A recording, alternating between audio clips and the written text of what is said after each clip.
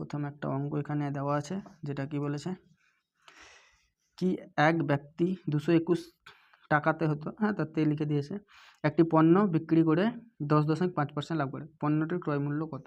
তো অনেক রকমভাবে অনেকে করবে। তুমি দেখো তার মানে কি হচ্ছে 10.5 মানে 10.5টাকে তুমি ভাঙলে কি হয় বলো তো, 21/2%। হ্যাঁ, তার মানে কি হচ্ছে 21/2%। তো তুমি যদি এটাকে কি করতে চাও, পার্সেন্টেজটা ভেঙে নিতে চাও, তাহলে কি হয়ে যাবে, পার্সেন্টেজ ভাঙার দরকার নেই। দেখো এটা বলেছে 10% লাভ বলেছে না, তার মানে হচ্ছে 110.5 ভ্যালু হচ্ছে 221, আর তোমার ক্রয় মূল্য চেয়েছে, তার মানে 100-র ক্রয় মূল্য কত।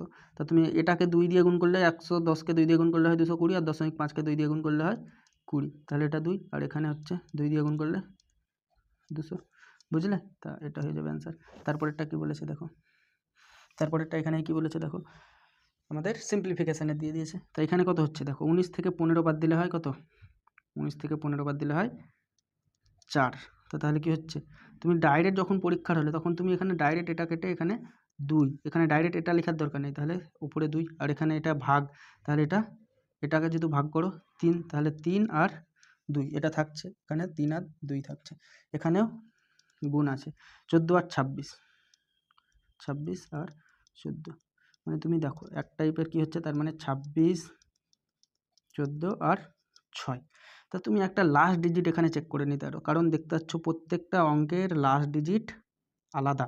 তা লাস্ট ডিজিট চেক করা খুবই ভালো, আমাদের খুবই ভালো, মানে খুব সহজ, কারণ লাস্ট ডিজিট যদি একই থাকতো তাহলে আমাদের গুণ করতে হতো, যেহেতু এখানে কি লাস্ট ডিজিট একই নেই, আমাদেরকে কী করতে হবে, ডাইরেক্ট আমরা লাস্ট ডিজিটেই পেয়ে যাব। তাহলে দেখো 6 আর 4 গুণ করলে 4 6 কত হয় 24, কী হবে আগে দেখে লাভ নেই, আমাদের লাস্ট ডিজিট থাকবে 4, আর এখানেও 4 আর 6 আছে, তাহলে 4 6 এখানেও 24, মানে লাস্ট ডিজিট আমাদের হয়ে যাবে 4। তাহলে কোনো মতেই এটা আসবে না 5, কোনো মতেই লাস্টে আসবে না, কোনো মতেই লাস্টে 7 আসবে না, কোনো মতেই লাস্টে 8 আসবে না। তো অ্যান্সার শেষে 4। তো আমাদের চেক করা এইরকমভাবে, যখনই দেখবে কি গুণ করতে যাচ্ছ কিন্তু আমাদের ফাইনাল অ্যান্সার কিছু দিয়ে দিয়েছে কিন্তু লাস্ট ডিজিট আলাদা আছে, তাহলে আমাদের এইভাবে গুণ করে। আর আমি কি করলাম কি 6-এর সাথে শুধু 4-এর গুণ করলাম, তো 4 6 24, 24-এর লাস্ট ডিজিট কত, আমরা যতই গুণ করো শেষে 4টা থাকবে, তারপরে আবার শেষে তো এই 6 দিয়েই গুণ করবে, তা 4 6 আবার সেই 4 চলে আসবে, তার জন্যই আমরা 4 লিখলাম। তো লাস্ট ডিজিট 4, বুঝতে পারলে। দারুণ, এইরকমভাবে টেক করে টাইমটা তুমি রিডিউস করতে পারো, বুঝতে পারলে। তারপরেরটা কি বলেছে দেখো, কিসের অঙ্ক দিয়েছে, অ্যাভারেজ অঙ্ক, গড়। বলছে রাকেশ, শিবম ও রূপেশের গড় ওজন 46 কেজি, রাকেশ ও শিবমের গড় ওজন 40 কেজি, শিবম ও রূপেশের গড় ওজন 48 কেজি, তাহলে শিবমের ওজন কত। তাহলে 3 জনের প্রথমে দিয়েছে দেখো, তাহলে তুমি অত ভাষা লিখবে না, আর শিবম, আর রাকেশের আর, শিবমের এস, আর রূপেশের পি, এই 3 জনের গড় ওজন দিয়ে দিয়েছে 46, তাহলে তুমি কি লিখবে 46 ইন্টু 3, এটা গুণ করলে কত হয় দেখো, 3 4 12, 120, আর 3 6 18, 138, ঠিক আছে। 3 জনের আমাদের বয়সের যোগ পেলাম এটা। এবার বলছে রাকেশ আর শিবম, তাহলে আর আর এস, এদের গড় ওজন 40, তাহলে 40 দুগুণ 80, তাহলে এখান থেকে তুমি কি বলে কি রাকেশ আর শিবমের 80 দুজনের ওজন। আবার এখানে আমাদের রূপেশ আছে, তাহলে নিশ্চয়ই বাকিটা তো রূপেশের পড়ে থাকছে, তাহলে রূপেশের কত হচ্ছে 138 থেকে তুমি 80 বাদ দাও, তাহলে 80 থেকে 20, আর ওইদিকে 38, তাহলে 58 হচ্ছে কার, এটা হচ্ছে রূপেশের ওজন। হ্যাঁ, পি দিয়ে ডিনোট করেছিলাম, তাহলে এটা রূপেশের ওজন। আবার কি বলছে শিবম ও রূপেশের গড় ওজন, তাহলে এস আর পি এদের গড় ওজন কত বলে দিয়েছে 48, তাহলে দুজন যেহেতু, তাহলে 48 দুগুণ 96, তাহলে এখান থেকে আমরা কি শিবম আর রূপেশ পাচ্ছি, তাহলে এখানে নিশ্চয় রাকেশ আছে, তাহলে রাকেশের 96 থেকে 38 যেতে কত লাগবে তোমার, তাহলে রাকেশের হচ্ছে 96 থেকে 38 মানে 42। হ্যাঁ, তাহলে আমরা 42 পেলাম, আর একজনের 50 পেলাম। তাহলে আমাদের কাট চেয়েছে, আমাদের এবার বলছে গড় ওজন শিবমের, আমরা শিবমেরটাই তো বার করিনি, তাহলে তুমি দেখো এখানে কার পেয়ে গেছো, রূপেশের পেয়েছো, আর এটা রাকেশের পেয়েছো, বুঝলে। এবার আমাদের তুমি যে কোনো একটা থেকে একজনের বাদ দিয়ে দাও, তাহলেই তুমি কিসের শিবমের পেয়ে যাবে। তা আমরা কি করছি, এখান থেকে এটা বাদ দিয়ে দিচ্ছি, রাকেশেরটা বাদ দিয়ে দিচ্ছি, রাকেশেরটা যদি বাদ দাও তাহলে 80 থেকে 42 বাদ দিয়ে দাও, 80 আছে, 80 থেকে 42 বাদ দিলে কত হয় 8, আর এখানে 3, 38, বুঝলে। তো যে কোনো একটা থেকে বাদ দিয়ে জাস্ট যোগ করবে, যোগ বিয়োগ, আর কিছুই ছিল না অ্যাভারেজের এই অঙ্কটাতে, বুঝলে। তারপরেরটাতে কি বলেছে দেখো, কি ধরা যাক এক্স এমন একটি বৃহত্তম সংখ্যা যাকে 31, 61, 91 দ্বারা ভাগ করলে প্রতি ক্ষেত্রে অভিন্ন অবশিষ্ট থাকে, তাহলে এক্স ও 48 এর লসাগু কত? মানে এই সংখ্যাগুলোকে ভাগ করলে প্রতি ক্ষেত্রে একই অবশিষ্ট থাকবে এমন সংখ্যা, তাহলে এক্স ও 48 এর লসাগু, তাহলে নিশ্চয় 48 আর এক্স এর লসাগু আমাদের এগুলোর মধ্যেই হবে। তাহলে আমরা যদি এখান থেকে বিয়োগ করি টাইম টেকিং হয়ে যাবে, ঠিক আছে। দেখো এই টাইপের এবার যেগুলো আছে, হ্যাঁ, কি বলেছে, কি যদি একটি চোঙের উচ্চতা 16 সেমি, ব্যাসার্ধ 14 সেমি, তাহলে এর বক্রতলের ক্ষেত্রফল। তাহলে এখানে আমাদের প্রথম কথা হচ্ছে চোঙ। চোঙ কীরকম হয়? চোঙ এটা হয়ে যায় চোঙ, হ্যাঁ, এইরকম হয়ে যায় চোঙ। তো চোঙের যদি ফর্মুলা জানো হবে, আর যদি না জানো হবে না, সোজা কথা। তা আমাদের কি দিয়েছে? এইচ দিয়ে দিয়েছে আর আর দিয়ে দিয়েছে, হ্যাঁ, আর দিয়ে দিয়েছে। এবার আমাদের বক্রতলের ক্ষেত্রফল, চোঙের বক্রতলের ক্ষেত্রফলকে জানো কি হয়? 2 পাই আর এইচ, জাস্ট ক্যালকুলেশন। তাহলে 2 আর পায়ের মান কত? 22 এর 7, আর এর মান হচ্ছে 14 আর এইচ এর মান 16। এবার 7 2 14। এবার তুমি গুণ করবে কি করে সেটাও একটা ব্যাপার। তো দেখো এখানে 22 আছে আর এখানে 2 2 4, 4 × 16 64। আমি আবার এটাকে 22টাকে করে নিলাম 11, মানে 2 দিয়ে গুণ করলাম, তাহলে 64 দুগুণ 128। এবার 11 দিয়ে গুণের টেকনিক যদি জানো খুবই সহজ, আর যদি না জানো খুবই কঠিন। আমরা প্রথমে 11 দিয়ে যে কোনো সংখ্যাকে গুণ করবো, প্রথমে শেষ যেটা থাকবে সেটা লিখে দেবো, তাহলে শেষে আছে 8, 8 লিখে দিলাম। তারপর এবার এই দুটোকে যোগ করব, 8 আর 2 10, তাহলে 10 শেষ শূন্য বসালাম, 1 হাতে থাকলো। তারপরে এবার শেষ দুটোকে 1 আর 2, হ্যাঁ, 1 আর 2, তাহলে 1 আর 2 3, আর আগে এখানে ছিল 4। এবার শুধু শেষটাকে তাহলে 1 4 0 8। কী করলাম আর একবার বলছি, 11 দিয়ে আমরা কাকে গুণ করছি? 1 2 8। আমি কি বললাম? প্রথমে যেটা থাকবে সেটা লিখে দেব, ঠিক আছে। তারপরে শেষ দুটোকে যোগ করব, তাহলে 8 আর 2 10, তাহলে কি থাকলো? 1 আমাদের হাতে থাকলো, তাহলে 1 হাতে থাকলো। আর এখানে কি হচ্ছে? আমরা আবার তারপরে এই দুটোকে যোগ করব, তাহলে 1 আর 2 3, তারপরে হাতে থাকলো ছিল 1, 3 আর 1 4। এবার শুধু লাস্টটাকে নিয়ে নেব 1, বুঝলে? 1 4 0 8। তো এইভাবে এর অ্যান্সার কী হয়ে যাচ্ছে? 1408 1408। বুঝতে পারলে? দারুণ ছিল। তারপরেরটা কী আছে? তারপরেরটা কী বলেছে দেখো, কি একটি জেলার জনসংখ্যা কিছু একটা দিয়ে দিয়েছে, তার মধ্যে এতজন পুরুষ, হ্যাঁ, মানে এতজনের মধ্যে এতজন পুরুষ। আবার বলছে জনসংখ্যা 58% সাক্ষর, সাক্ষর মানে পড়তে জানে, হ্যাঁ। যদি 58% পুরুষ সাক্ষর হয় তাহলে সাক্ষর মহিলার শতাংশ কত? সাক্ষর মহিলার শতাংশ কত? সাক্ষর মহিলার একটু ক্যালকুলেশনটা তোমাদের কি করে, 58% সাক্ষর। ওহ দেখো অত কিচ্ছু করার নেই, অঙ্কটা দারুণ, হ্যাঁ। জনসংখ্যা দিয়ে দিয়েছে, পুরুষ দিয়ে দিয়েছে। এবার জনসংখ্যা বলেছে 58%, জনসংখ্যার 58% মানে 58, মানে 58% হচ্ছে টোটালে পড়তে জানে, তার মধ্যে বলছে যদি 58% পুরুষ সাক্ষর হয়, হ্যাঁ, 58% পুরুষ, তার মধ্যে বলছে 58% মেল হচ্ছে সাক্ষর, হ্যাঁ, 58% মেল হচ্ছে সাক্ষর। তার মধ্যে সাক্ষর মহিলার শতাংশ। তাহলে তুমি যখন একটা দেখো, এইগুলোর দরকার ছিল না, এগুলো তোমাকে ভয় দেখানোর জন্য শুধু দিয়েছে, হ্যাঁ, যেরকম আমি পড়া মাত্র ঘাবড়ে গেলাম ওই রকম। তো কী হচ্ছে কি, আমি বলছি কি 5 জনের না 2 জনের বয়সের গড় 10, তাহলে 2 জনের বয়স নিশ্চয়ই 20। যদি গড় 10 হয় তাহলে 2 জনের বয়স 20 হবে, 2 দিয়ে গুণ করতে হয়, হ্যাঁ। এবার বলছি, এবার দেখো এটাকে উল্টোভাবে বলেছে। উল্টোভাবে কীভাবে বলেছে?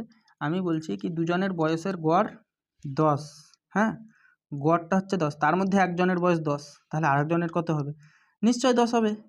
এটাই তো লজিক না, কি 2 জনের বয়সের গড় হচ্ছে 10, তার মধ্যে একজনের বয়স 10, তাহলে দুজনই যদি আছে তার মধ্যে একজনের 10 হয়, তাহলে টোটাল গড় যদি 10 হয় তাহলে নিশ্চয়ই এটাও 10 হবে। তাহলে তুমি দেখো গড় মানে কি, দুজনের যোগ করে আমরা 2 দিয়ে ভাগ করি, ওটাই তো করি। তাই এখানে আমাদের একজন বলেই দিয়েছে টোটালে হচ্ছে 10, আবার গড় একজন, না গড় হচ্ছে 10, তার মধ্যে একজনের 10, তাহলে আরেকজন নিশ্চয়ই 10 হবে। বুঝতে পারলে কি না? তার জন্য 58% যদি তাদের টোটালের অ্যাভারেজ হয়, মানে সবার অ্যাভারেজ 58%, তার মধ্যে পুরুষের হচ্ছে 58%, তো অবভিয়াসলি মেয়েদেরও কী হবে?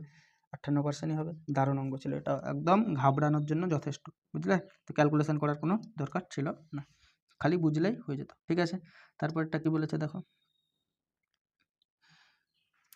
তারপরেরটা কি বলেছে, কি দশম শ্রেণীর 3টি বিভাগে দশম শ্রেণীর এত এত জন শিক্ষার্থী আছে, তাদের প্রাপ্ত গড় নম্বর এত এত যথাক্রমে যেহেতু বলেছে, মানে 35 জনের এত, 40 জনের এত, 25 জনের এত, দশম শ্রেণীর সমস্ত শিক্ষার্থীর প্রাপ্ত গড়, তার মানে টোটাল আমরা জাস্ট এতজন শিক্ষার্থী আছে, তাহলে আমরা গুণ করব। হ্যাঁ দেখো এটা গুণ করে ক্যালকুলেশান একটু বড় হবে, তার মানে 35 ইন্টু 90, এটা একটা হলো। তারপরে আর একটা হচ্ছে 40 ইন্টু কত 88, আরেকটা তারপরে 25 ইন্টু 80। তো দেখো গুণ কিভাবে করবে, গুণে ভয় পেয়ে লাভ নেই, শেষে শূন্য আছে, শূন্য বসিয়ে দাও, তাহলে 9, 5 9 কত। আর তুমি এইভাবে করতে পারো কি 35 ইন্টু 10 করলে হয় 350 হয় কি না, তাহলে আমাদের 9 দিয়ে গুণ করছি, তাহলে নিশ্চয়ই 35 বাদ যাবে, তাহলে 35 গেলে 315, বুঝতে পারলে? 35কে 9 দিয়ে গুণ করলে 315। আবার তুমি এইভাবে করতে পারো 5 9 45, 5 4 হাতে, 3 9 27 আর 4 31, বুঝলে? তো এটা একটা লজিক হলো। তারপরে এবার দেখো শূন্য আছে, শূন্য বসিয়ে দাও, কত দিয়ে 4 দিয়ে, 4 8 32, 2 3 হাতে থাকলো, আবার 4 8 32 আর 3 35 হলো। ঠিক আছে, একই রকমভাবে এটা যোগ করো, শূন্য আছে, শূন্য বসিয়ে দাও, 8 দিয়ে, 8 25 কত, 4 25 100, 8 25 200, বাস। এবার টোটাল যোগ করে দাও, তাহলে এটা 0, 5 আর 2 7, 5 আর 1 6, আর 3 3 6 আর 2 8।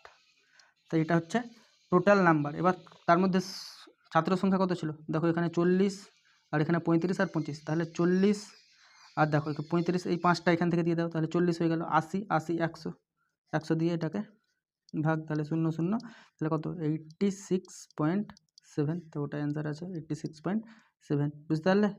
তো এরকম জাস্ট ক্যালকুলেশান গুণ করে ভাগ, কারণ আমাদের অ্যাভারেজটাই চেয়েছে, বুঝতে পারলে? আশা করি বুঝতে পারলে। চলো তারপরে কী বলেছে, দারুণ অঙ্ক দিয়ে দিয়েছে দেখো আমাদের জিওমেট্রি থেকে। কী বলেছে, একটি ত্রিভুজের ক্ষেত্রফল হলো ধ্রুবক।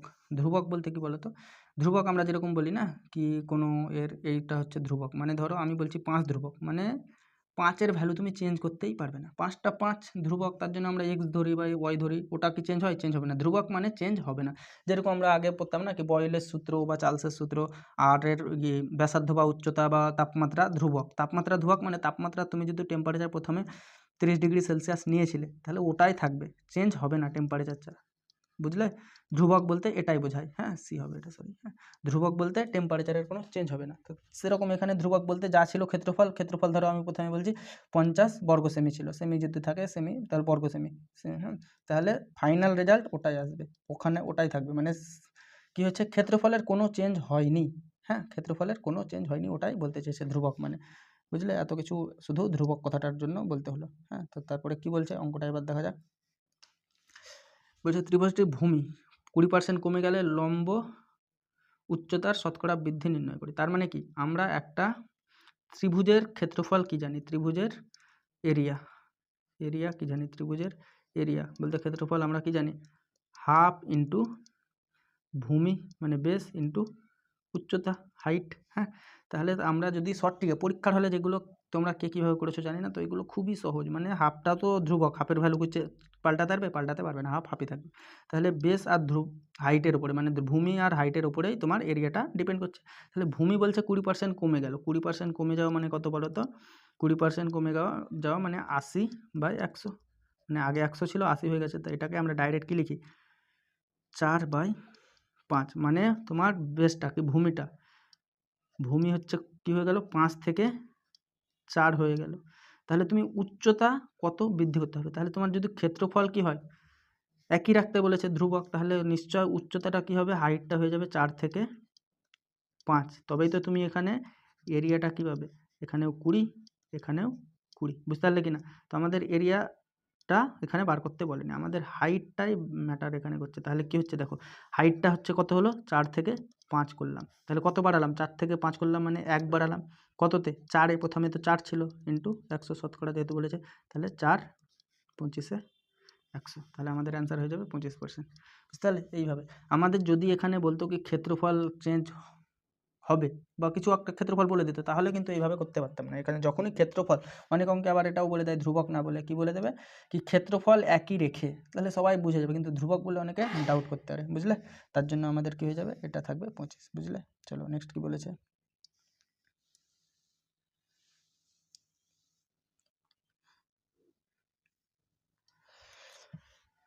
4 6 এবং 5-এর চতুর্থ সমানুপাতিক। চতুর্থ সমানুপাতিক খুব সহজ, ডাইরেক্ট কি আমরা লিখি 4 6 সমান 5 এক্সের ভ্যালু বার করতে হবে। তা তুমি এখানে কি হচ্ছে দেখো, এক্স সমান কী হয়ে যাবে তাহলে 5 6 30 আর নিচে 4, ওটাই তো হবে, মানে কোনাকুনি গুণ করলাম। তাহলে কী করছি, এক্সটাকে ওখানে নিয়ে গেলাম আর 5 6 30, তাহলে তুমি কী হচ্ছে দেখো 4 7 28.2, 2 বাকি থাকছে, তাহলে 20, 4 5 20, তাহলে তোমার অ্যান্সার হয়ে যাবে 7.5। ঠিক আছে, তারপরে কি আছে,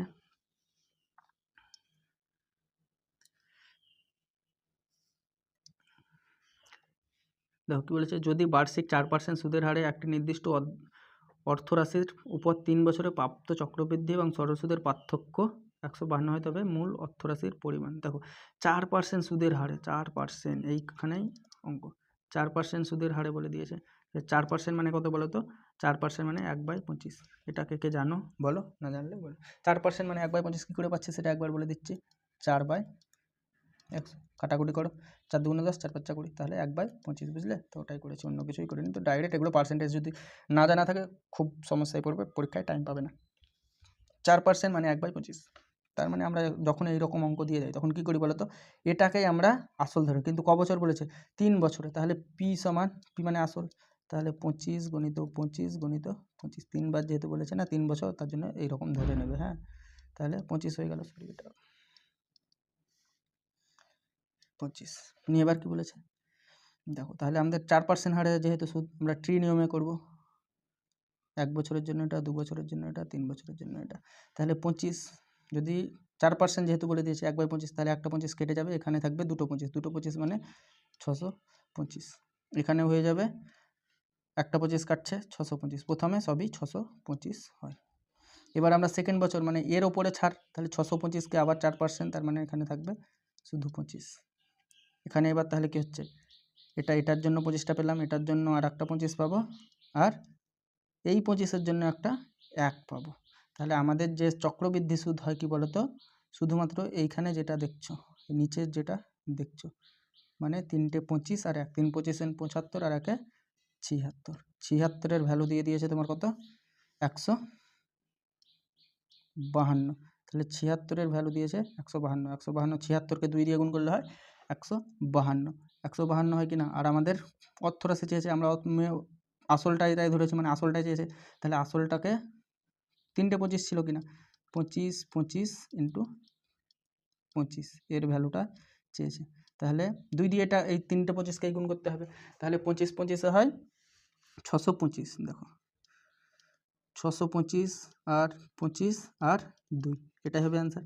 তাহলে আবার 625কে তুমি 2 দিয়ে গুণ করতে পারো, বা 625 × 25 2 50, তাহলে একটা শূন্য থাকবে, একটা শূন্য থাকবে, 5 5 25, 5 5 25, 5 2 10 আর 2 12, 1 হাতে 5 6 30 31, তাহলে 31,250, 31,250। কে বুঝতে পারলে, যদি না বুঝতে পারো তাহলে চক্রবৃদ্ধির বলে একটা চক্রবৃদ্ধি চ্যাপ্টারের অঙ্ক ডিটেলসে করাবো। চলো নেক্সট কী আছে দেখো, টাইম স্পিডের দিয়ে দিয়েছে মনে হচ্ছে। একজন ব্যক্তি 30 কিমি/আওয়ার বেগে 60 কিমি, তারপর 60 কিমি/আওয়ার বেগে 30 কিমি এবং শেষে 90 কিমি/আওয়ার বেগে 45 কিমি গাড়ি চালান। পুরো যাত্রাপথে গাড়ির গড় গতি চেয়েছে, গড় যখনই চাইবে অ্যাভারেজ স্পিড, তার মানে হচ্ছে টোটাল টাইম বাই, না সরি, টোটাল ডিস্টেন্স, মানে টোটাল কত গেছে দূরত্ব, আর টোটাল টাইম মানে কতটা দূরত্ব গেছে বা কত টাইম লেগেছে। তাহলে দেখো আমরা ওটাই বললাম, টোটাল ডিস্টেন্স মানে উপরের ডিস্টেন্স বললাম, তাহলে অ্যাভারেজ, তাহলে এখানে কি 30 কিমি/আওয়ার বেগে 60 কিমি গেছে, তো 30 কিমি/আওয়ার, এখানে যে 30 কিমি/আওয়ার মানে 1 ঘন্টায় যায় 30 কিমি, তাহলে 60 কিমি যেতে 2 ঘন্টা লেগেছে, তাহলে 60 কিমি গেছে, এখানে টাইম লেগেছে 2 ঘন্টা, তাহলে টোটাল গেছে 60 কিমি, লেগেছে 2 ঘন্টা প্রথম হাফ। তারপরে বলেছে 60 কিমি/আওয়ার বেগে 30 কিমি গেছে, তা 60 কিমি/আওয়ার, 60 কিমি/আওয়ার, এটার মানে কি বলতো, মানে 1 ঘন্টায় ও যায় 60 কিমি, 1 ঘন্টায় যায় 60 কিমি, আবার এখানে গেছে কত 30 কিমি, তাহলে গেছে 30 কিমি কিন্তু ওর স্পিড ছিল 60 কিলোমিটার, তাহলে এটা গেছে হাফ সময়ে, মানে 0.5 লিখতে পারো, বা তুমি 30 মিনিট লিখো না। উফ,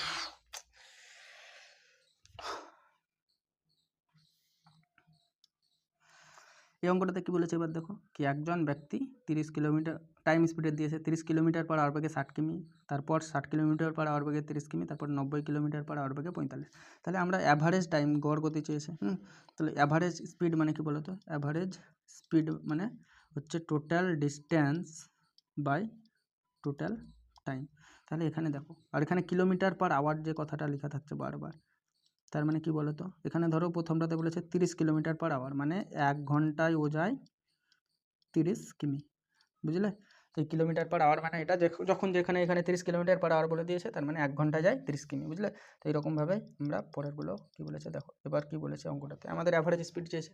তাহলে দেখো প্রথমটাতে কত বলেছে, প্রথম ডিস্টেন্স কত গেছে 60 কিমি, মানে দূরত্ব কত টাইম লেগেছে, ওকে 30 কিলোমিটার পার আওয়ার বেগে যাচ্ছিলো, তার মানে এটা 2 ঘন্টা টাইম লেগেছে।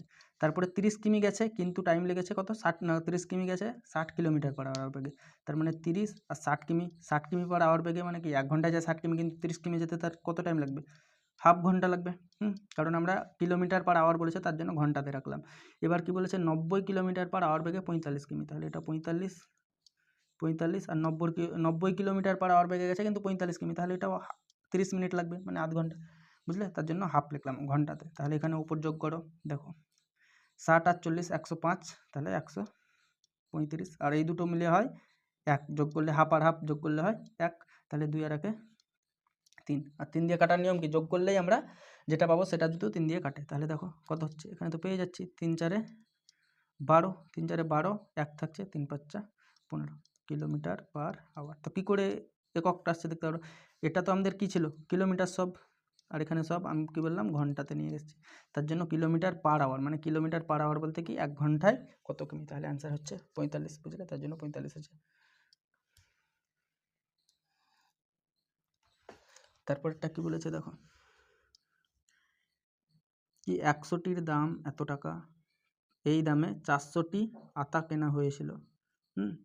এবার বলেছে 900 টাকা লাভে বিক্রি করা হয়েছিল, প্রতি ডজন আতার বিক্রয় মূল্য নির্ণয় করুন। ডজন মানে কি বলতো, 12টি, 1 ডজন মানে 12টি। তাহলে 100টির দাম 1200 টাকা, 100টি আতার দাম 1200 টাকা, তাহলে 400টির কত 4 দিয়ে গুণ হবে, 4800 টাকা হয়ে যাবে। 400টির দাম, 100টির দাম হচ্ছে 1200 টাকা, তাহলে 400টির দাম 4 দিয়ে গুণ, 4 12 4800।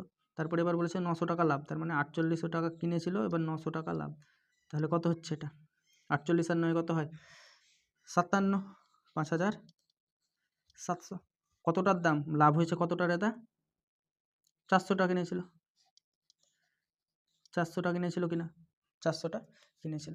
এবার বলেছে 12টির দাম কত, তাহলে আমরা এটা হচ্ছে 400টির দাম এত, বিক্রি যখন করেছে 400টির দাম 57। এবার আমাদের 12টির, কারণ ডজন একটার আমরা বার করে নিচ্ছি, আগে একটার বার করলে কি হবে, দেখো দুটো দুটো কেটে যাচ্ছে, মানে এটা হচ্ছে একটা আতার দাম বিক্রয় মূল্য, আর আমাদের চেয়েছে 12টার, তাহলে 12 দ্বিগুণ 4, 3 12, এবার 3 57 কত হয়, 57কে 3 দিয়ে গুণ করো, 3 7 21, 3 5 15, 3 5 15 আর 2 17, তাহলে কি হয়ে যাচ্ছে 171। বুঝতে পারলে, খুব ভালো ছিল এটাও। কি বলেছে, একটি ঘড়ির মুদ্রিত মূল্য মানে মূল্য মানে কি বলতো, এমআরপি বলে না, মার্ক প্রাইস, মানে ওখানে অত দাম ফেলা ছিল। বলছে এটি 5% ও 8% দুটি ক্রমিক ছাড়ে বিক্রি হয়, এটির বিক্রয় মূল্য কত, তাই সহজ অঙ্ক। দেখো 1200 দিয়েছে, 5% ছাড়ে, তার মানে কত 95/100, আবার এটা 8% ছাড়ে, 8% ছাড়ে মানে 92/100। তোমার এইটা ক্যালকুলেশন করো অ্যান্সার। তাহলে কি হচ্ছে দেখো, এখানে দুটো শূন্য কেটে দাও, দেখো এটা কি হচ্ছে 5 5 20 100, 5 19 95, বুঝলে? 5 19 95। এবার 20 দিয়ে কি কাটবে, দেখো এটা কি হচ্ছে 2 দিয়ে কাটো, আমরা 20 দিয়ে কাটবো না, 2 দিয়ে কাটছি, তাহলে এটা 10 আর এটা হচ্ছে 46। তাহলে দেখো আর কি 5 দিয়ে কাটবে, কারণ শেষে এখানে 5 আসবে আর দশমিকেই আমাদের সব আছে, তার জন্য কখনোই 5-এ নিয়ে যাবো না, ভাগ করতে হবে। এবার আমরা ভাগ করে জাস্ট গুণ করে একটাই করে দেবো।